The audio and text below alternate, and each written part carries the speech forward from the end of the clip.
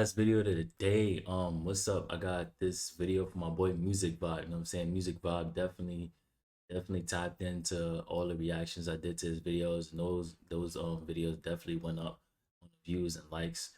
We close to 700. If we could hit 700 by tomorrow, that'd be great. You know what I'm saying? So make sure you like, comment. I definitely reply to all comments. I don't care how much time you comment. I'm gonna continue replying. Um, but we got how Bobby Shmurda ruined his rap career, like basically sabotaged his rap career. But me, I feel like I don't feel like he sabotaged his rap career. I feel like he got out, and of course things different. When he was out, it was like 2014, 2015, around that time, and things definitely changed from around that time. Technology has advanced from around that time. A lot of things has changed from around that time. So it's like him still being signed to I think it was Epic or whichever one of those it was. He still had to learn the game. Plus, everybody's in his ear. I'm pretty sure, like, yo, you got a whole bunch of money from music, and he's probably was looking for that money and had to learn the game and had people teach him other stuff. Or he probably don't even really want to do music that much for the simple fact of how much of a headache it costs, but it makes him money. You know what I'm saying? He gets booked at clubs and all that and walkthroughs and all that. So he's gonna continue, at least dropping here and there to keep himself relevant in that field of hip hop. But let me know what y'all feel about. Do y'all feel he ruined his career, or do y'all feel he just taking time to learn the game better? Which I think Roddy Rebel admitted he's doing the same thing. Roddy Rebel was saying he had to learn his life outside of rap, just in case it don't really go where you want to go. But with that being said, without further ado, we're gonna get straight into the video. Do you know how I remember Bobby Shmurda? When he got into a fight with NBA Youngboy. NBA Youngboy and Bobby Shmurda got into a war of words on social media, during which Bobby threatened the Baton Rouge rapper along with Whack 100 and Academics. The spat appeared to stem from Rowdy Rebel's recent appearance on Matt Hoffa's My Expert Opinion, where the G69 representative questioned the actions of King Von's alleged killer, Lil Tim. He said G69? G69? Youngboy and Quando Rondo. When King Von died, Lil Tim nigga, he didn't have to get out the car and start squeezing right away. You already got your joint. Yo, back the fuck up. What y'all doing with? Yeah, back up my bro. Real And I feel like that's stupid because you basically telling him to pump fake when, and that's why I respect Bobby Shmurda for coming on Math Hoffa podcast and saying like, yo, he shouldn't have spoken that, especially when bloodshed behind it, and we don't really know too much what happened with that situation. It was guns there that night, so it's like you pump faking. You knew what happened after you pump fake. So it's like, it wasn't no, you just gonna pump fake while he getting beat up and they was just gonna back off on him because you backed out a gun, bro. Come on, bro. Especially if he wasn't gonna do nothing with it. Come on, bro. quick. How you went to kill, how much hate you had already to kill this man? NBA Youngboy seemingly responded to Rowdy Rebel's comments on his Instagram stories. I see why niggas are relevant today. Be trying to make all the sense thinking what they saying real, but sounding stupid as fuck. Just mind your business and stop the violence. Quando Big Brother. After that, Bobby himself got into the conflict. Hey, though, niggas be jacking everybody other shit. What you doing? What you doing, homie? Tell me about your brother's shooters and your brother's this, and you always with your brother that. What the fuck do you do? Do. Huh? When you're gonna finally do something. NBA Youngboy responded via his own Instagram stories, calling Bobby Von Shmurda and a slave. Okay, Mr. Von Shmurda, you better stop the violence, boy. I thought you was a fan, and don't lie. Go make a hit. I just want to be friends. Well, talking violent, help me keep the peace, or just stay far away, slave. After that, Youngboy taunted Bobby for having very little popularity. Niggas just wanna bring it top up. Say, bro, man, you niggas irrelevant, and I said what I said, bro. You niggas need a nigga like me to keep you going. I ain't doing no falling around this bitch. You know what I'm saying? You got yourself some shit, 'cause I make my money anyways. I make 100 grand a week. I still do this. You know what I'm saying? Still do this while I'm being blackballed. I don't give a fuck about no views. I'm not a little kid. That's why I smile like this. And I walk around with $1 million of jewelry with you know me. You know what I'm saying? 2-0 for the year. Baby on parole. And now let's examine why NBA Youngboy is partly right in that. Every day, Bobby is turning into an underground rapper. I say, let's remember how he was hyped up. August 1st, 2014, the video Hot Nigga is released. We on some hot nigga. Like I told this, I see when I shot niggas.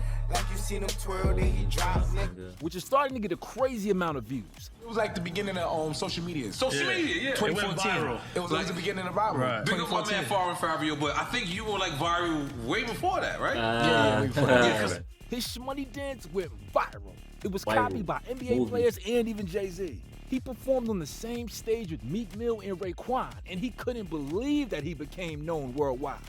Like, what the fuck, rapper, me? Rapper, that's why I blew up like that, like me? It would seem that with popularity, a lot of money, and a contract with Epic Records, things are only looking up.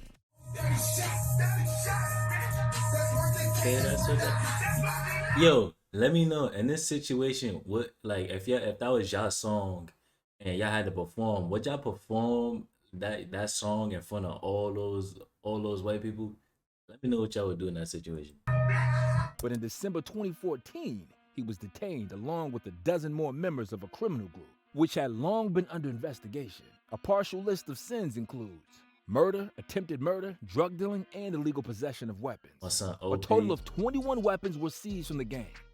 One gun was in a bag on Shmurda's lap in the car when the police arrested him in front of the Quad Studio in Manhattan, the same studio near where Tupac was shot at in 1994. A second gun and crack were found in the car. Damn. There's nothing particularly surprising in this story. They ain't have nothing regular. They was trying to get niggas out of here. Usual. Drugs, attempted murder, and everything else. Nothing new, nothing changed, same old shit. Same old fucking shit. But what makes this story so interesting? Bobby actually helped his friend Rowdy Rebel get out of jail earlier than his original sentencing. Bobby made a tougher deal to shorten Rowdy's term. This act certainly evokes admiration and respect for Bobby, and many in the hip-hop industry have shown their support for his loyalty and devotion to his friend. I always been with them niggas since a young kid, so niggas know I'm always telling niggas before I even make a move. How much more time did you take? They offered me 3, so they offered me 3, so I took 4 more extra years. During his time in prison, Shmurda was not forgotten. His verse appeared in 6ix9ine's Stupid. Bitches with their purse out. We on the flag with the bird out. I got bricks with the word out. And know you like a nigga Shmurda. Although that's more of a negative thing nowadays. nowadays. You do a song with Tekashi after you got out? Motherfucker, no. I don't even want to be next to that, nigga. And here comes February 23rd, 2021. Bobby Shmurda is officially out of jail. Quavo picked him up on his private jet, and the New York Knicks team put up a welcome home billboard on a building at Madison Square Garden Arena in downtown Manhattan. Shmurda's a fan of the team, and it was the Knicks baseball cap that he tossed in the clip, giving rise to so many memes. More than 2 million people followed him on Instagram in one day. Initially, there were about 900,000. In general, everything was going perfectly well, and it seemed like Bobby Shmurda will now break the charts with his comeback. He was having fun and celebrating his release from prison. And if you thought he was some kind of mega serious gangster who does not know what being positive is like, then you are mistaken. Somebody you try to work with that was very hard to work with. I'm trying to get with this this chick right now. What you mean by work? What kind of work you talking? So what type of work you talking about? He also had a record deal with Roc Nation. As time passes, he doesn't release anything. He released the first track 6 months later, and even then, it was not totally a track, but a freestyle. Bitch 45 on my waist, I'm with my finicky. Bitch 45 on my waist, I got a 10. And the question arises, why so late? Yes, the clip got good views, but it could have been more.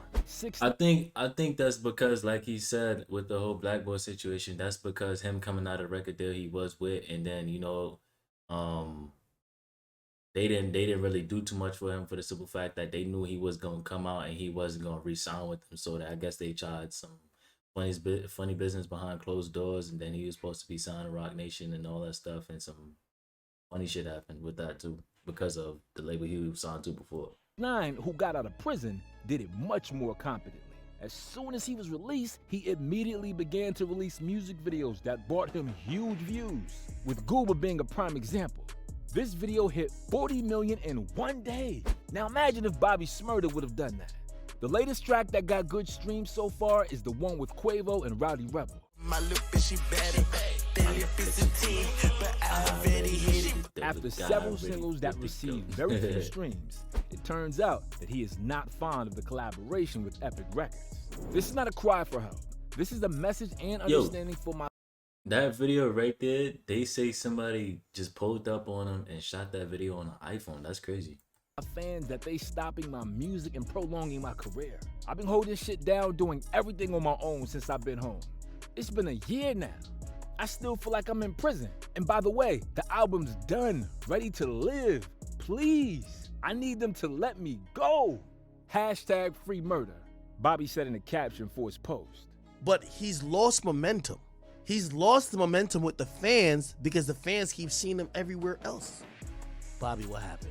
Why'd you let these niggas use you?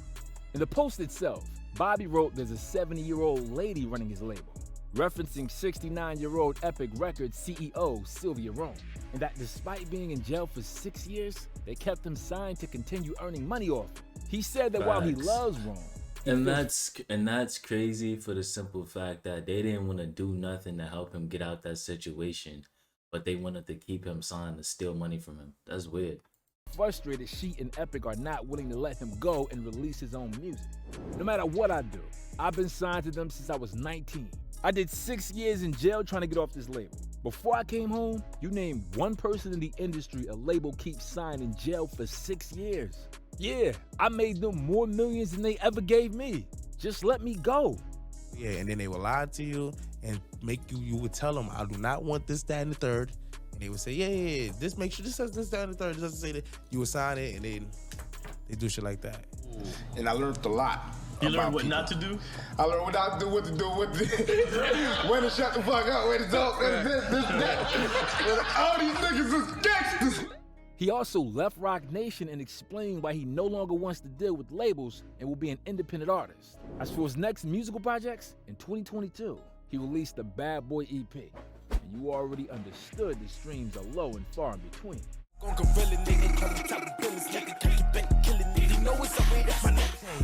Hey, this X my neck like a freezer. I got it trunk in the back of two-seater. I got them guns in the back of the Beamer. Ain't nothing but a hoochie daddy.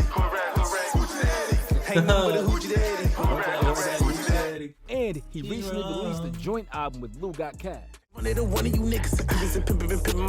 think honestly, yo, shout out to Lou Got Cash too. I spoke to him like a while back.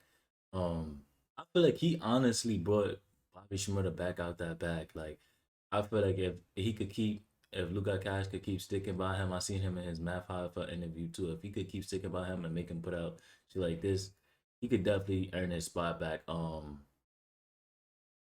He definitely still making bread. I feel like he just got to push harder with the music and get back to this, and probably record some of his old videos that he never got to do, like with Too Short and Rowdy Rebel. Like, he had a lot of good tracks that he never did videos to, so that could also build a lot of, you know, heat around his name if he was thinking smart. That's just me though. No wolf with no lip in my nigga. I come from the cracks in the kitchen, my nigga. In general, Bobby Shmurda is far from the top spots. And do you know why this is the case? Yes, working with labels ruined his music career, but this is not the main reason at all. Everything here is clear as day. Bobby does not even need it. He is not chasing fame. He wants to be a businessman. And music is not his priority. I ain't really want to be a rapper. I ain't give a fuck. I was looking like him, get his money, grab his money up, wild up, going real estate, I'm out. I'm gonna go fucking 100 bitches, smoke weed, wild out, and get money. Therefore, if he wanted to be hyped up after getting out of prison, he would have done everything that, generally speaking, 6ix9ine did. So Bobby has very different plans for life than we had initially thought. The next video that I want to recommend you watch is about Tekashi, who basically deserved his Shout out to you, Music Bob. I just want to say, like, he definitely wouldn't have been able to do what 6ix9ine did, snitch and then come home, and he wouldn't have been even listened to, bro. Like, cause it's not even working out well for 6ix9ine right now, in my opinion. Let me know how y'all feel about Bobby Shmurda and the whole situation. I feel like he just wasn't up and he just want to make money. He don't want to deal with the headache that comes with being signed to a label, or just the headache that probably comes with music in general. With that being said, love is love.